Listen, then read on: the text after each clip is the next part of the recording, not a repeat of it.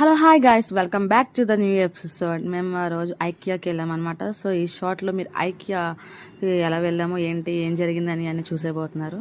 చాలా ఎంజాయ్ చేసాం ఐకియాలో, కానీ తిరగడానికి మాత్రం చాలా పేషెన్సీ ఉండాలి. కానీ ఈ ఎంట్రన్స్ నాకు భలే నచ్చింది. జస్ట్ అది అలా తిరుగుతూ ఉంటుంది, మనం వెళ్ళిపోయి నడిస్తే చాలు. ఇది ఏంటని మీరు ఎవరైనా కనిపెడితే చెప్పండి. నేను దూరం నుంచి చూసి ఏవో టాయ్స్ ఏవో అనుకున్నాను, అలా పోస్తారండి అని.